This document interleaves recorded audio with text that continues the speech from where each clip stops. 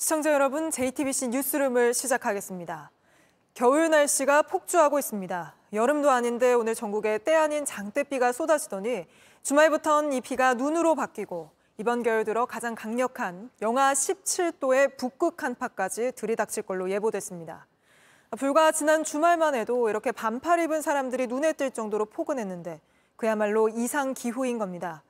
먼저 이번 주말 얼마나 추워지는지부터 강나현 기자가 보도합니다. 낮까지 내리던 비가 조금씩 잦아들면서 우산을 접어든 사람들이 시장에 북적입니다.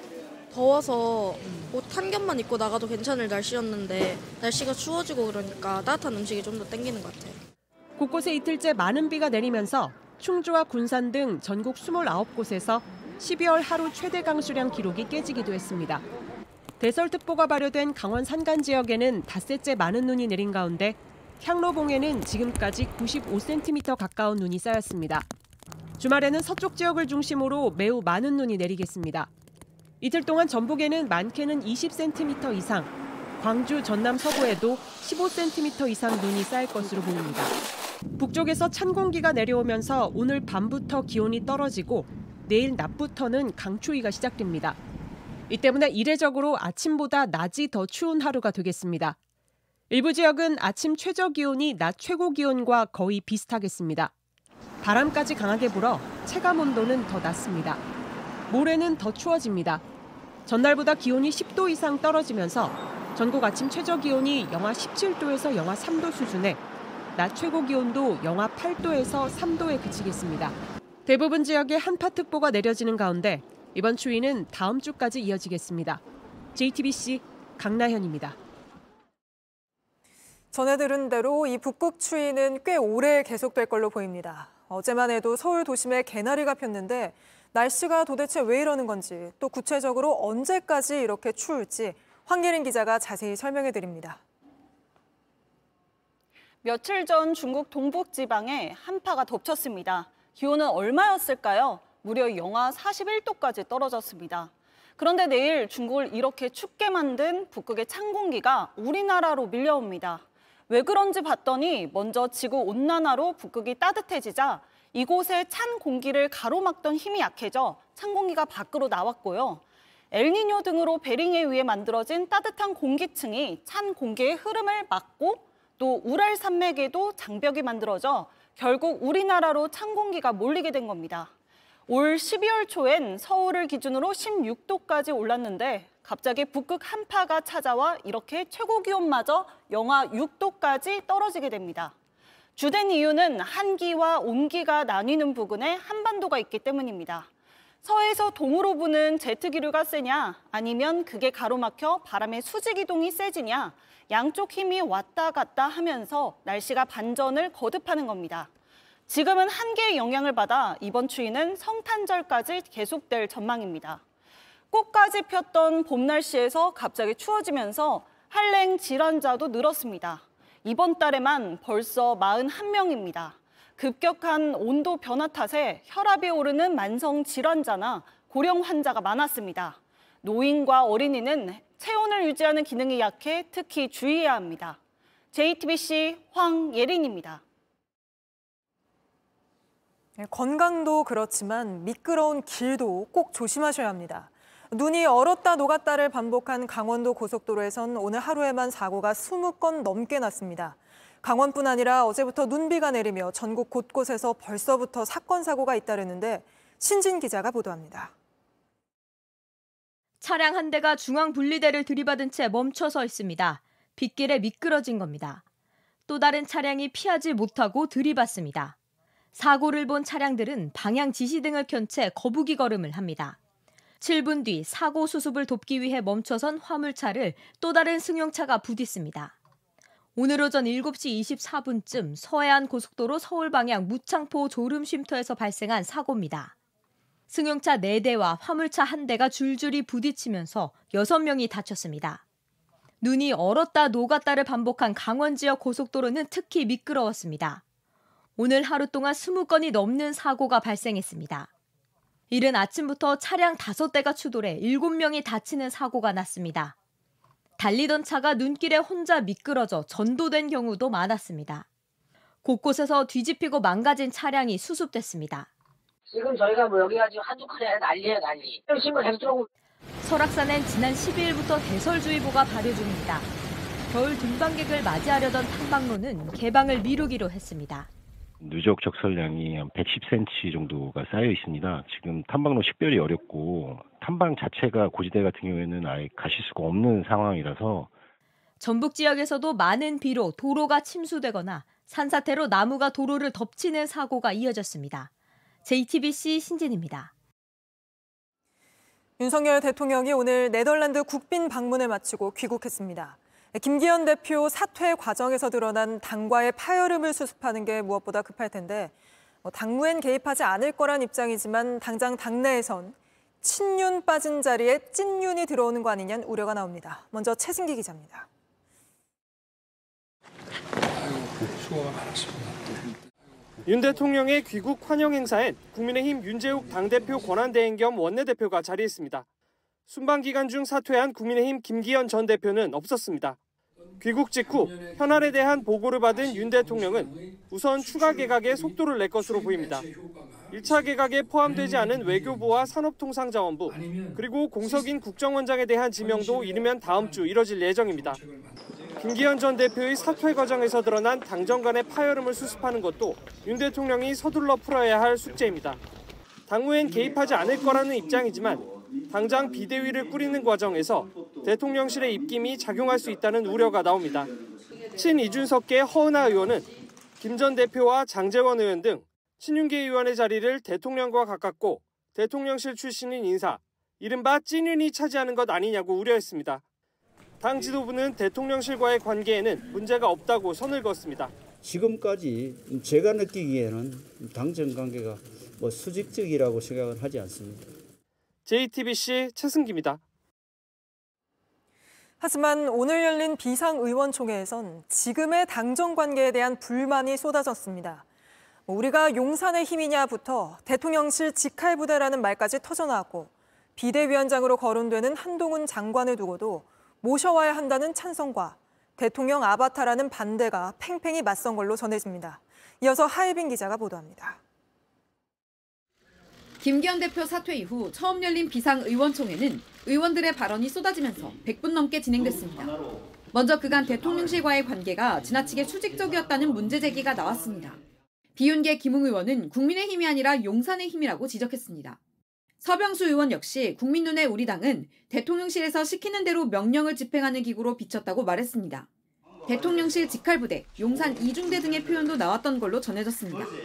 신임 비대위원장으로 거론되는 한동훈 법무부 장관을 두고서는 찬반이 팽팽하게 맞섰습니다. 김성원 의원은 삼고 초려를 해서라도 모셔와야 한다고 말했고 지성호 의원 등 일부 초선 의원들이 동의했습니다. 그러자 김웅 의원이 대통령 아바타인 한 장관으로 어떻게 총선을 치르냐며 북한이 김주애에게 하듯 새 영도자로 추대하는 거냐고 반발했습니다. 김 의원이 그러다 지면 탄핵당할 수 있다고까지 말하자 친윤 의원들이 항의하며 고성이 오가기도 했습니다. 여기에 다른 비윤계 의원들이 당정관계 재정립 의지에 반하는 거나 다름없다는 취지로 맞서면서 격론이 펼쳐졌습니다.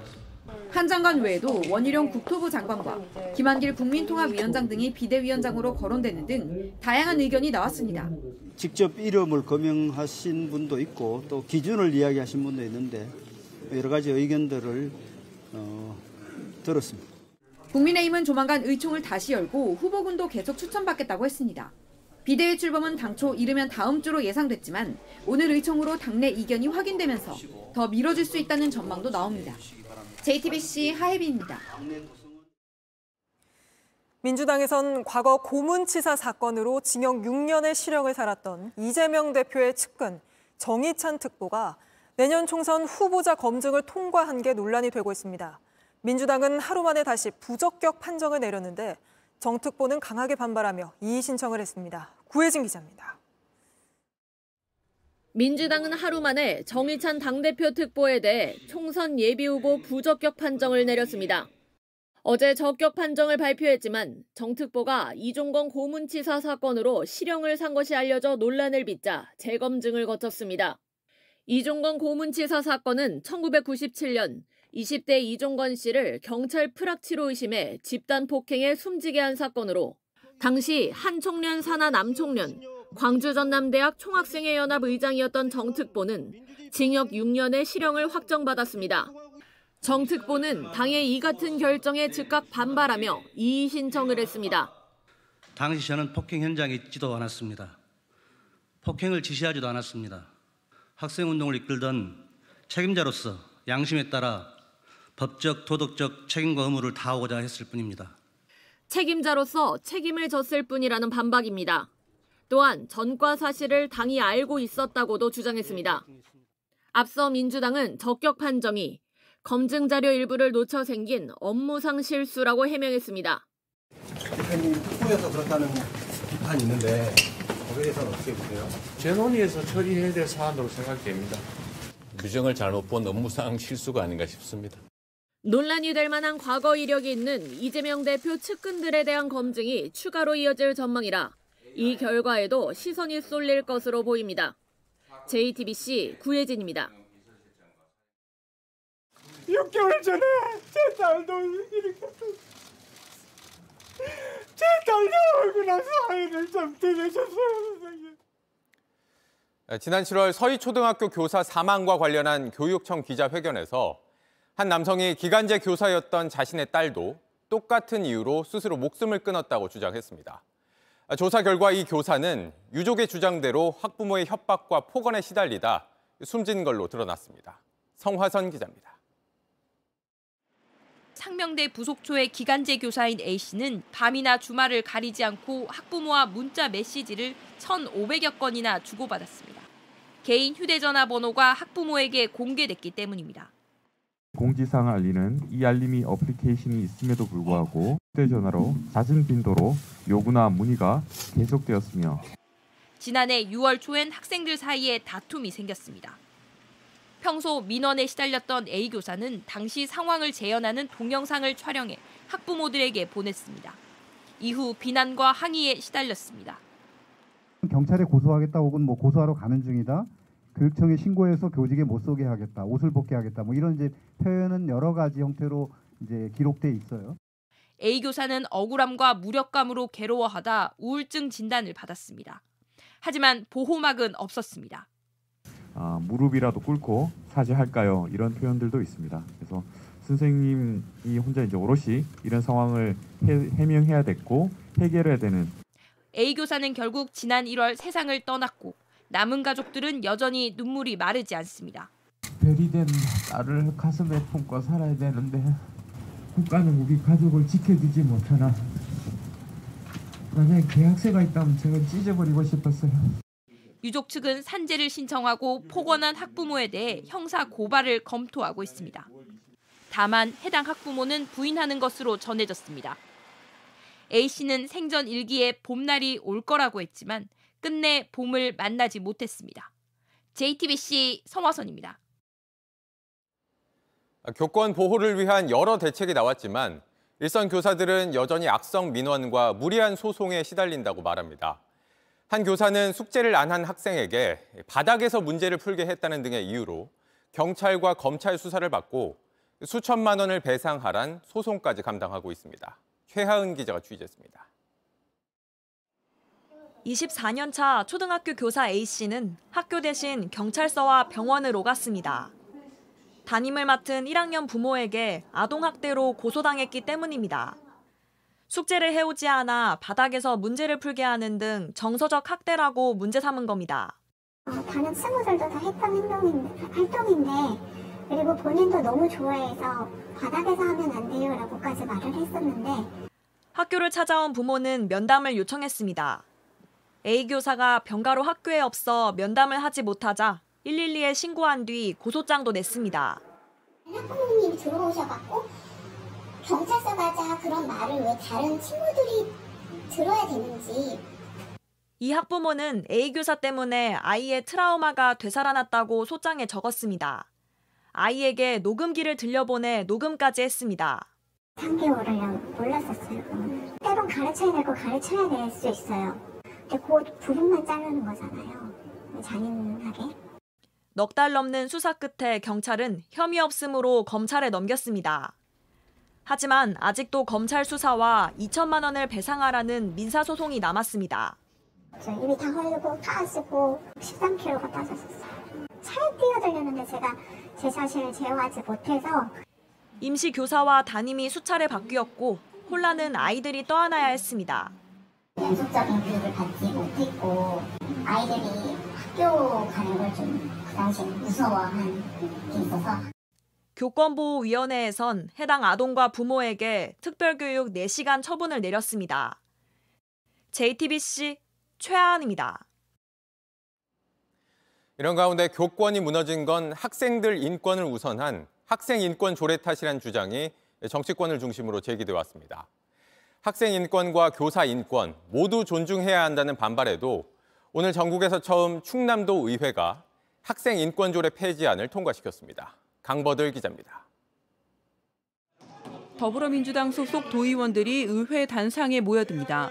뭔가 항의하더니 한 줄로 늘어서 피켓 시위를 합니다.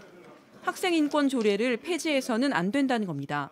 존중하는 인력이 있어야 이게 무슨 짓입니까? 네? 잘 들어가주세요. 재석 의원 44명 중 찬성 31명, 반대 13명으로 국민의힘 박정식 도의원이 낸 폐지안은 통과됐습니다. 조례 탓에 교권이 침해되고 아이들이 잘못된 인권 개념을 갖게 됐다는 주장에 교육청은 반발했습니다. 아무 증빙된 연구 결과도 없고 그냥 인권단체에서도 다들 아니 아동학대법이나 이런 문제 때문에 교권 침해를 얘기하시지. 바로 재의 요구를 하겠다는 입장입니다. 2010년 처음 조례를 만든 경기를 포함해 전국 7개 시도에 학생 인권 조례가 있습니다. 그중 서울, 경기, 충남에 폐지안이 발의됐습니다. 오늘 충남에 이어 다음 주에는 서울시의회가 폐지안을 논의합니다. 19일 상임위, 22일 본회의가 예정돼 있는데 폐지를 주장하는 국민의힘이 다수라 통과 가능성이 높습니다. 조희연 서울교육감은 1인 시위를 하며 반대하고 있습니다. 폐지안이 통과되면 재의 요구를 하고 재의에서도 폐지가 확정되면 대법원 제소까지도 갈 수 있습니다. 한동안 학생 인권 조례를 둘러싼 갈등은 이어질 전망입니다. JTBC 강버들입니다. 요즘 건설업계에선 시장이 완전히 얼어붙었다는 말이 나옵니다. 알짜로 꼽히는 서울 여의도 재건축 부지에 나서는 건설사가 거의 없고 손해를 감수하면서까지 송파 아파트 분양권을 넘기는 사례도 등장했습니다. 먼저 오원석 기자입니다. 1976년에 준공된 여의도 아파트 단지입니다. 지난해 재건축 정비 계획이 서울시를 통과하며 알짜 부지로 큰 관심을 모은 곳입니다. 하지만 올해 9월과 11월 두 차례 입찰에 참여한 건설사는 단 한 곳뿐이었습니다. 자금 마련이 어려워진 데다 자재값에 공사비까지 올라 흥행이 기대에 못 미친 겁니다. 부동산 불패라는 강남권에서는 손해를 보고 분양받은 집을 넘기는 이른바 마이너스 P까지 나왔습니다. 300세대를 500세대로 리모델링하는 송파 아파트에서 분양가보다 1억 5천만 원 싼 매물이 나온 겁니다. 2차분, 3차분을 넣어야 되잖아요. 그때쯤 돼서 급하시니까 조금 손해보더라도 팔고 싶습니다. 이런 물건이 조금 나온 거예요. 고금리가 이어지면서 돈줄 막힌 건설사뿐 아니라 집값 마련이 어려워진 주택 수요자도 줄면서 건설 경기 불황이 이어지는 겁니다. 고금리 부분이 지금 상당히 좀 부담으로 작용하고 있는 그런 상황이기 때문에 내년에 고전 전환되기에는 아직 전망이 불투명하다. PF 부분은 이 잠재적인 대관으로 여전히 작용할 것이다. 미국이 최근 금리 인하를 시사했지만 우리나라 시중금리 인하로 이어지는 데는 상당한 시간이 걸릴 전망입니다. JTBC 오원석입니다. 건설사들이 부동산 개발 사업을 내세워서 금융사로부터 자금을 빌리는 걸 프로젝트 파이낸싱, PF 대출이라고 합니다. 그런데 앞서 보신 것처럼 시장이 얼어붙으면서 건설사들이 위기를 맞고 있고 이게 PF 대출 부실로 이어지며 은행들이 줄줄이 무너지는 금융위기로 번질 수 있다는 우려가 나옵니다. 이어서 이상화 기자입니다. 서울 용산구 이태원역 근처 공사 현장입니다. 펜스가 쳐져 있지만 공정은 멈췄습니다. 한 업체가 4층짜리 건물을 짓기 위해 500억 원 규모의 PF 대출을 받아 개발을 진행하던 곳입니다. 하지만 지난 7월 지급 불능 상태에 빠지면서 결국 국내로 넘어간 겁니다. 역세권의 수익성도 좋다고 판단했지만 이태원 참사에다 건설 경기 침체까지 겹치며 건설사를 정하지도 못했습니다. 이렇게 경매나 공매에 넘어간 사업장은 지난해 말 79세에서 올해 100 가까이 급증했습니다. 그래서 지금 고금리다 보니까 대부분의 브릿지론 사업장이 차반금리가 10%가 넘어가요. 지금 분양할 수 있는 가격으로 했을 때 사업성이 안 나오는 사업장이 자꾸 나오고 있거든요. 국내 PF 대출은 고금리가 길어지면서 불어났는데 이제 134조 원에 이릅니다. 문제는 대출 갚을 능력인데 0%대 그쳤던 금융권 PF 연체율은 2.42%까지 올랐습니다. 저축은행 PF 연체율은 5%대입니다. 사업장들이 동시다발로 부도를 내면 돈을 받지 못한 금융권 역시 도미노처럼 쓰러질 수 있습니다. 발등에 불이 떨어진 금융당국은 연착륙을 위해 부실 사업장은 억지로 살리지 않는 식으로 옥석 가리기에 나설 걸로 보입니다. JTBC 이상화입니다. 오프라인 영업을 주로 하던 생활용품점 다이소가 배송 전쟁에 뛰어들었습니다. 오늘 주문하면 내일 도착하는 이커머스 업체들 간 배송 경쟁이 더욱 치열해질 수 있다는 전망입니다. 정아람 기자입니다. 저렴한 가격을 무기로 고객층을 넓혀온 다이소 매장에 사람들이 북적거립니다. 가격도 저렴하고 다른 거에 비해 뭐 여러 가지 많이 있으니까 복합적으로 돼 있어서 한 번에 사기 쉬워서. 이젠 상품 대부분을 온라인 주문할 수 있습니다. 지금까진 일부 상품만 온라인으로 판매했지만 택배사와 손잡고 온라인몰 확장에 나선 겁니다. 평일 오후 2시 전에 주문하면 다음 날 상품을 받아볼 수 있는데 3만 원 이상 구매하면 배송비가 무료입니다. 꾸준히 많이 쓰는 제품들 그런 거는 한 번에 사줄 것 같아요. 고객 입장에서 배송 같은 거 하면은 굳이 나오지 않아도 되고 편리하게 사용할 수 있을 것 같아요. 이런 변화를 시도하는 건 매장을 찾는 사람이 사들이는 양엔 한계가 있기 때문으로 풀이됩니다. 쿠팡, 네이버 쇼핑 등 국내 이커머스 업체들이 시장을 선도하는 가운데 중국 업체들까지 가세하면서 위기감을 느낀 걸로 보입니다. CJ제일제당도 최근 온라인몰에서 내일 도착 서비스를 시작했습니다. 초저가 상품을 판매하는 유통업체들이 이커머스 온라인으로 속속 진출하게 됨으로써 그동안 쿠팡의 점유율이 가장 높았던 이커머스에 생태계 변화가 이루어질 걸로. 경쟁에서 밀린 이커머스 업체들은 희망 퇴지까지 실시하고 있는데 후발주자 다이소가 시장 재편 변수가 될지 관심입니다. JTBC 정아람입니다. 네덜란드 정부가 윤석열 대통령의 국빈 방문을 앞두고 의전 문제를 조율하는 과정에서 우리 대사를 초치까지 한 사실이 뒤늦게 알려졌습니다. 반도체 업체의 기밀시설 클린룸에 정해진 인원보다 더 들어가려 하는 등 우리 측의 과한 요구 때문 아니냐는 지적이 나왔는데 외교부에선 자연스러운 협의 과정이었다는 입장입니다. 김재현 기자입니다. 윤석열 대통령의 국빈 방문을 열흘 앞둔 현지 시간 1일 오전, 네덜란드 정부가 이례적으로 최영찬 주 네덜란드 대사를 초치했습니다. 초치는 주재 중인 외교 인사를 불러들이는 것으로 특정 사안에 항의할 때가 보통이지만 협조의 뜻을 구할 때도 이루어집니다. 이 자리에서 네덜란드 측은 반도체 장비 기업 ASML의 클린룸에 들어가는 인원을 놓고 우리 측이 요구한 인원이 너무 많아 조율이 필요하다고 했습니다. 그 밖에도 경호 문제로 방문지에 엘리베이터 면접까지 요구한 것 등도 논의 대상이 됐습니다.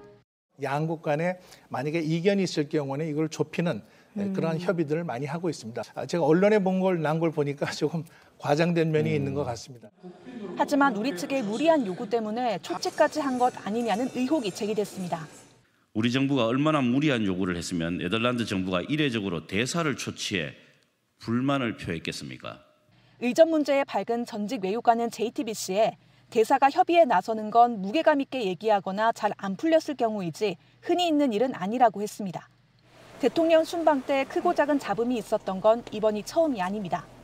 지난해 9월 엘리자베스 2세 여왕 서거 때는 윤 대통령이 영국을 방문하고도 현지 교통 상황 때문에 조문을 하지 못하면서 외교 참사 비판이 일었습니다. UAE 순방 때는 UAE의 적은 이란이라는 윤 대통령의 발언이 외교적 논란이 되기도 했습니다. JTBC 김재현입니다. 민주당이 어제 국회 정무위원회에서 단독 처리한 민주유공자 예우법을 두고 국민의힘이 운동권 셀프특혜법이라고 목소리를 높였습니다. 반면 민주당은 사각지대에 놓인 유공자를 예우하는 법이라고 맞섰는데 쟁점들을 최규진 기자가 짚어봤습니다.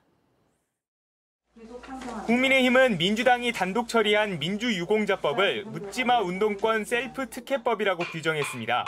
민주화 운동의 참된 정신을 훼손하며 586 운동권의 기득권을 법으로 못 박아두려는 민주유공자법을 단호히 저지할 것입니다. 법안은 기존 법령이 따로 있는 4.19 혁명, 5.18 민주화 운동 등을 제외한 민주화 운동 사망자와 유가족 등을 예우하는 내용을 담고 있습니다. 민주화 운동 관련자 9,844명 중 사망, 부상 또는 행방불명된 829명이 심사 대상입니다. 이 법은 정말로 우리 민주화 역사에 있어서 큰 역할을 하셨던 전태일, 박종철, 이한영 그리고 김호랑 중령까지를 포함해서 민주유공자로 예우할 수 있는 법이라고 생각합니다. 반면 국민의힘과 국가보훈부는 유공자 대상이 비공개라 불분명해 가짜 유공자가 양산될 수 있다고 주장합니다. 특히 경찰이 사망한 부산 동의대 사건 등 관련자도 포함될 수 있다고 지적합니다. 자금 마련한다고 무장강도지사 난민전 사건, 그리고 무고한 민간인을 벼락치로 몰아서 강간 폭행한 서울대 민간인 고문 사건, 관련자들 전부 다 민주유공자 심사 대상으로 들어와 있습니다. 반면 민주당은 사회적 공감대가 형성된 사건 중 구체적 보훈 대상은 국가보훈부가 심사하면 된다는 겁니다. 특히 유공자 본인과 가족의 의료와 양로 지원만 남겨놓고 자녀 교육비, 취업, 주택 지원 등 논란을 불러올 수 있는 조항 등은 다 삭제했다고 했습니다. 대한민국을 위해서 헌신한 분이다라고 하는 명예만 이 법에 담자. 사실상의 명예법입니다. 이 명예법을 이걸 또 특혜법이니 운동권법이니 이거는 진짜 가짜뉴스예요. 국민의힘은 여당이 위원장으로 있는 법제사법위원회에서 제동을 걸겠다는 입장이어서 여야간 2라운드 충돌은 불가피할 것으로 보입니다. JTBC 최규진입니다. 오늘 오전 서울 지하철 복정역에서 이산화탄소가 새어나오는 사고가 나 5명이 병원으로 옮겨졌습니다. 출근길 시민들은 모두 역 밖으로 대피했고 지하철도 1시간가량 무정차 통과했습니다. 정인아 기자입니다. 지하철역 안에 출입 통제선이 쳐져 있습니다. 오늘 오전 9시 반쯤 서울 지하철 8호선 복정역 지하 1층 대합실역 전기실에서 이산화탄소가 새어나왔습니다. 전기실 침수를 막기 위해 차수벽을 설치하다가 가스 소화 설비 배선을 건드렸기 때문입니다. 불착기 같은 소리가 따르르 하면서 그 소리가 크게 들리더니 바로 연기가 이 대합실 안쪽으로 꽉 차기 시작했어요. 대합실 근처에서 승강기 설치 공사를 하던 작업자 등 모두 5명이 가스를 들이마셔 병원에 실려갔습니다. 생명에는 지장이 없는 걸로 확인됐습니다. 출근길 지하철을 이용하려던 승객들은 모두 역 밖으로 대피했습니다.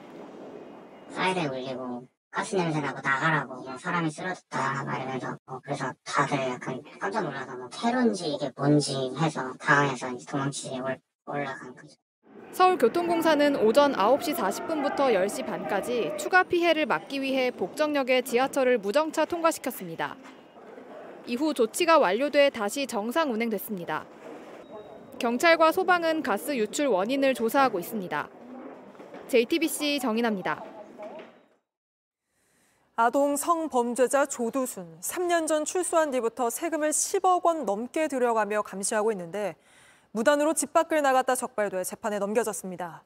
밤 9시 이후에는 외출하면 안 되는데도 아내와 다투었다며 집에 안 들어가고 40분 넘게 서성였습니다. 이승환 기자입니다. 거센 항의를 뚫고 12년 만에 집으로 돌아온 아동 성범죄자 조두순. 조두순 사형시켜! 조두순 가세! 출소 직후 향한 곳은 보호관찰소였습니다.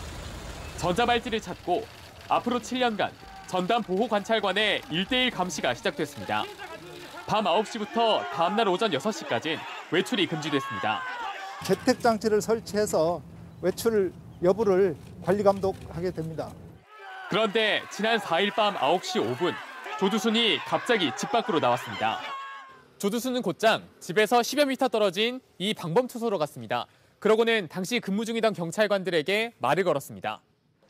반팔 티셔츠, 체육복 바지 차림에 슬리퍼를 신고 있었습니다. 아내와 다퉜다며 집안 문제 때문에 외출했다고 진술했습니다. 스스로 와서 상담을 한 거죠. 상담. 자기 하소연을 들어달라고. 경찰관들이 집에 들어가라고 설득했지만 거부했습니다. 신고를 받은 보호관찰관이 현장에 도착한 뒤에야 집으로 돌아갔습니다. 외출 40여 분 만이었습니다. 뒤늦게 이 사실을 안 주민들은 불안합니다. 앞에 잠깐 나오더라도 저희가 그 사람이 어디까지 나왔는지 모르잖아요. 가까이 사니까 아무래도 불안하죠. 검찰은 재범을 막기 위해 전자장치 부착법 위반 혐의로 조두순을 재판에 넘겼습니다. 방범 초소와 CCTV 설치, 감시 인력 배치 등 지금까지 조두순을 감시하는 데 든 돈은 10억 원이 넘습니다. JTBC 이승환입니다.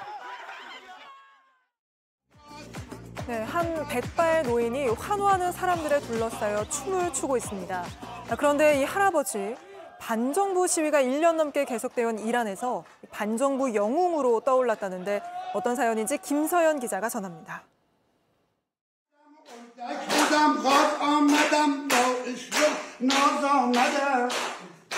현란한 춤사위를 선보이는 백발의 노인.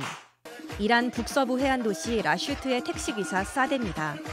70대 노익장에 과시하는 사데는 90만 팔로워를 거느린 SNS 스타기도 합니다. 사데의 춤사위를 직접 보기 위해 수도 테헤란에서 4시간 동안 차를 몰고 온 팬까지 있을 정도입니다. 몰려든 사람들과 함께 수산시장에서 들썩인 떼춤도 덩달아 인기를 끌었습니다. 그런데 이달 초 이란 당국이 사데의 계정을 일방적으로 폐쇄했습니다. 남녀가 한데 모여 춤을 즐기는 게 문란하고 국가 안보에도 반할 수 있다는 이유를 댔습니다. 하지만 현지에선 사데의 공연이 사회운동으로 번질 걸 우려한 조치라는 해석이 나왔습니다.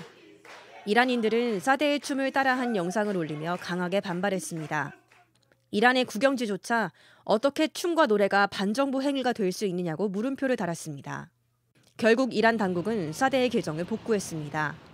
지난해 히잡을 제대로 쓰지 않았다는 이유로 경찰에 끌려간 20대 여성이 숨지면서 이란에선 반정부 시위가 들불처럼 번졌습니다.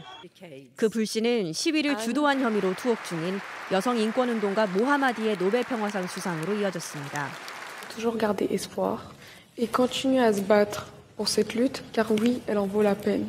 Et ensuite, ce qui concerne les générations suivantes, justement, c'est exactement pour ça que ma mère se bat. 우리나라 군사독재 시절과 꼭 닮은 이란의 신정일치 정권. 익살스런 할배 춤꾼을 불복종의 영웅으로 만든 건지도 모르겠습니다. JTBC 김서연입니다. 다음 이슈 전해드립니다. 전기톱을 든 곱슬머리 남성에게 사람들이 환호하고 있습니다. 아르헨티나의 새 대통령 하비에르 밀레이입니다. 이 전기톱은 왜 들고 있느냐?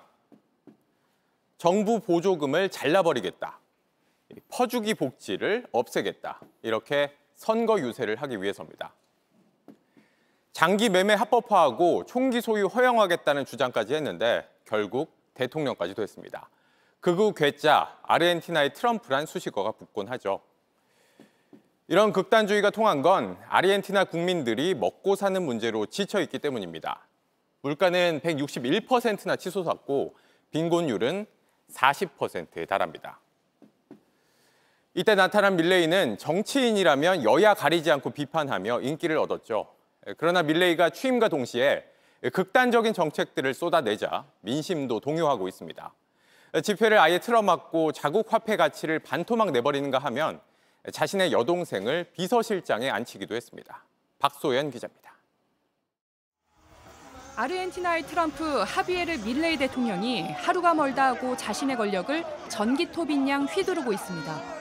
이번엔 치안 정책을 강화한다며 아예 시위를 막겠다고 나섰습니다.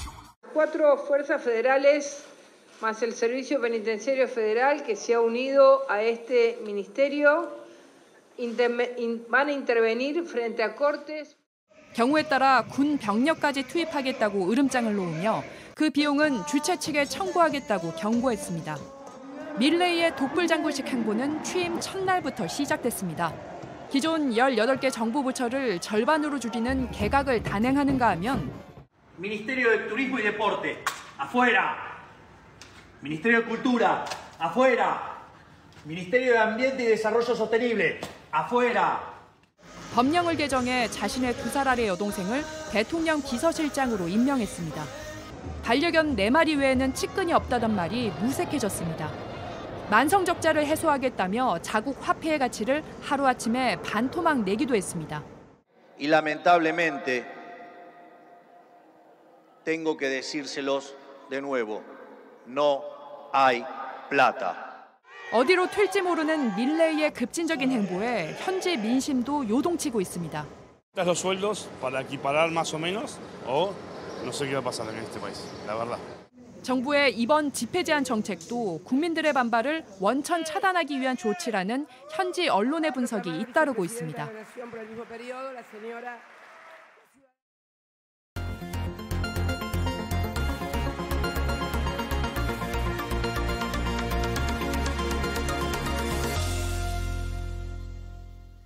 동해안의 겨울 제철 생선 도루묵이 최근 씨가 말랐다고 할 만큼 보기 어려워졌다고 합니다.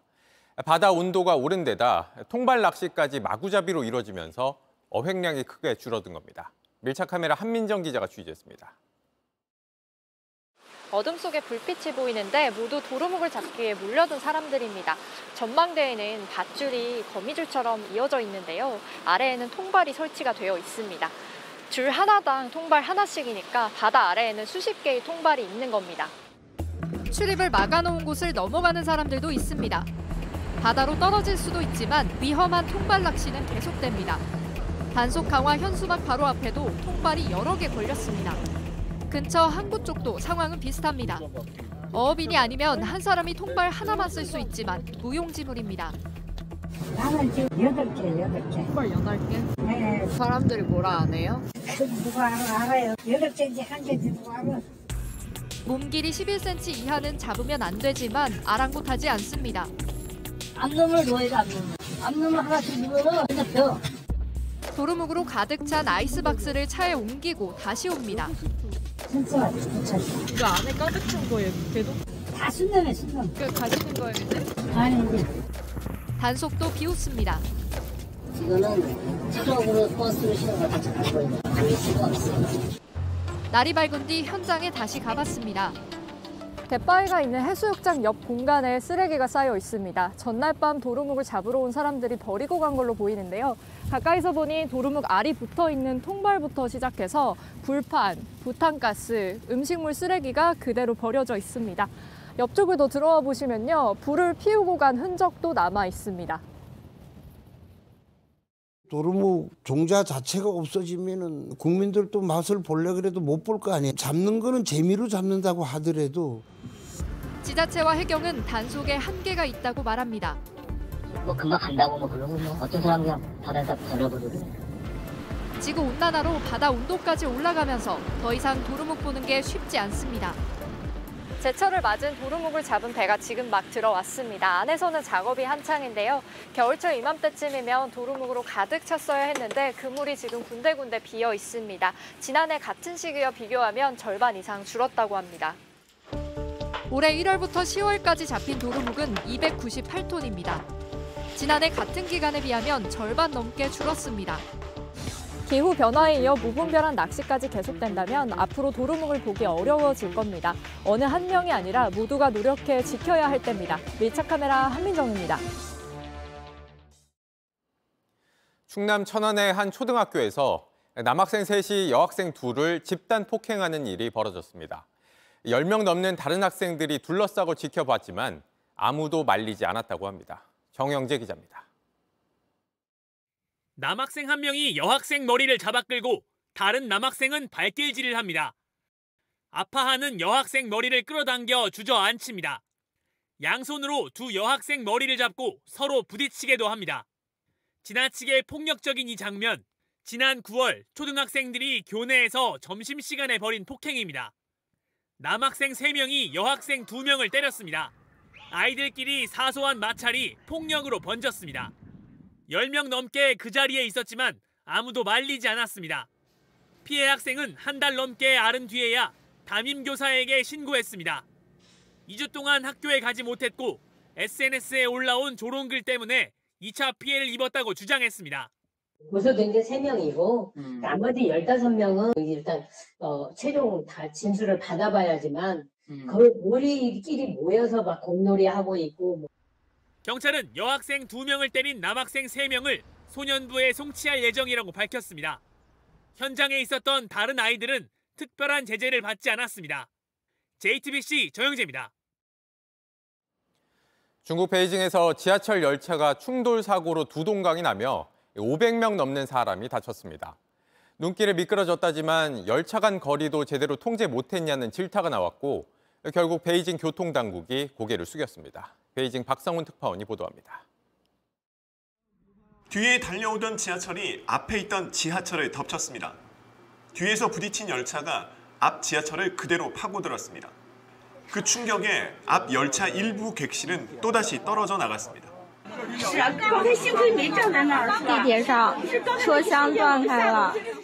객실의 전기까지 나가면서 실내는 아수라장이 됐습니다.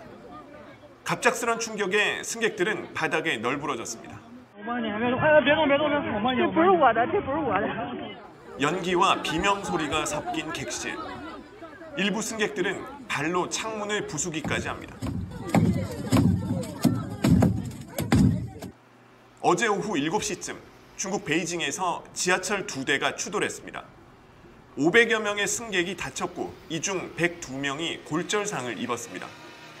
영하 13도까지 내려간 추운 날씨 속 긴박한 구조 작업이 진행된 가운데 33주의 임산부가 후송되기도 했습니다. 사고는 어이없게 벌어졌습니다. 앞열차가 눈 덮인 선로에 미끄러지면서 급제동했는데 뒷열차가 이를 보고 멈춰섰지만 제동거리가 충분치 않아 그대로 들이받은 겁니다. 열차 간 거리 통제도, 운전사 간 통신도 제대로 이루어지지 않은 셈입니다. 베이징 교통당국은 심각한 책임을 통감한다며 공식 사과했습니다. 베이징에서 JTBC 박성훈입니다. 방탄소년단 BTS 멤버 4명이 입대하면서 7명 전원이 군복무에 들어갔습니다. 팬들의 아쉬움 속에 입소하던 멤버들의 모습이 공개됐습니다. 이한길 기자입니다.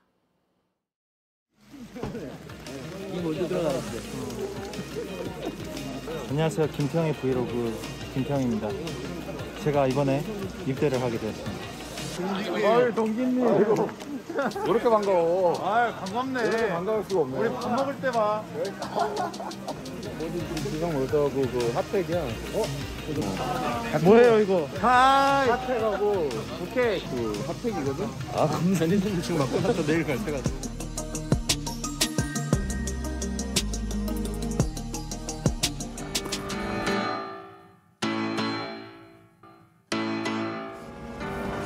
다 잘 어울리네.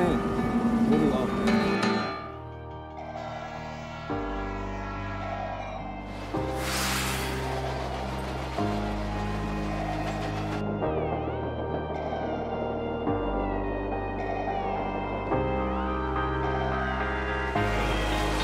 보고 싶다. 이렇게 말하니까도 보고 싶다. 진심으로? 전해보고 있어도 보고 싶다.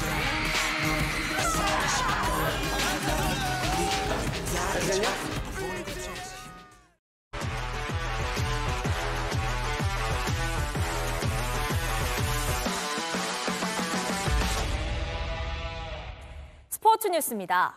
샌프란시스코가 이정후 선수와의 계약을 발표한 날, 라이벌 LA 다저스는 오타니 쇼헤이의 입단식을 열었습니다. 이정후와 오타니의 맞대결이 공식화된 건데요. 앞으로 어떤 이야기가 쓰일까요? 논느리 기자입니다. 키움 유니폼을 입고 공을 치던 이정후가 바다를 건너고 금문교를 지나 홈구장인 오라클파크에 들어섭니다.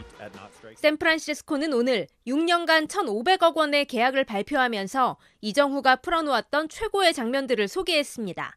Jung-Hoo Lee is going to be elite at not striking out. And not just not striking out, but like hitting the ball to all fields, having plus speed.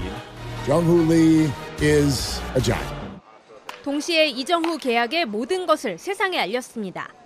6년 동안 1,500억 원 가까운 돈을 어떻게 나눠 받는지, 또 기부금은 얼마나 내는지까지 세세한 내역이 다 공개됐습니다. 같은 날 LA 다저스는 오타니 입단식을 열었습니다. 등번호 17번이 새겨진 다저스 유니폼을 갈아입고 무대에 섰는데 오타니의 유니폼은 48시간 동안 가장 많이 팔리며 지난 7월 메시의 유니폼 판매량 기록을 깼습니다. 心に残っている言葉として、オーナーの方もマコルターさんも含めて、この10年間ドジャースが経験してきたこの10年間を、彼らは全く成功だとは思ってないっていうことはおっしゃられてたので、それだけ勝ちたいという意志がみんな強いんだなっていうのは心に残ったかなと思います。 샌프란시스코와 다저스 모두 내셔널리그 서부지구에 속한 라이벌입니다. 이정후와 오타니는 내년에만 최소 12번 만납니다. 팔꿈치 수술을 받은 오타니는 내년에는 투수로 나서지 않고 타자로만 출전합니다. 샌프란시스코가 오타니 영입을 고대하다 라이벌 다저스에 뺏긴 뒤 곧바로 이정후의 거액 계약을 발표할 만큼 두 팀 간 신경전은 이미 불이 붙었습니다. 이정후와 오타니는 아직까지 투타 맞대결을 펼친 적은 없습니다. 올 초 WBC 한일전에서 양 팀을 대표하는 타자로 나섰는데 이정후가 4타수 2안타 1타점, 오타니는 3타수 2안타 1타점 2볼넷을 기록했습니다. 이정후는 내일 오전 입단 기자회견을 열어 메이저리거로서 첫 발을 뗍니다. JTBC 온누리입니다. 영광스럽습니다. 일단 감사해야 될 분들.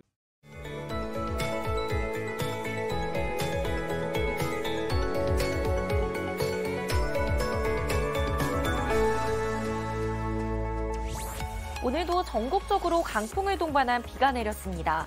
지금은 대부분 지역이 소강 상태를 보이고 있고요. 빗줄기는 내일부터 다시 시작되겠습니다. 서울을 포함한 수도권과 영남 내륙은 5mm 안팎, 그 밖에 대부분 지역은 5에서 10mm의 비가 더 내리겠습니다. 주말 내내 눈도 이어질 텐데요. 특히 서쪽 지역을 중심으로 많은 눈이 예상됩니다. 경기 남서부와 충청, 강원 내륙은 2에서 8cm의 눈이 예상되고요. 전북은 20cm 이상의 폭설이 쌓이겠습니다. 눈비구름 뒤로 한기가 밀려오면서 기온이 급격하게 떨어지고 있습니다.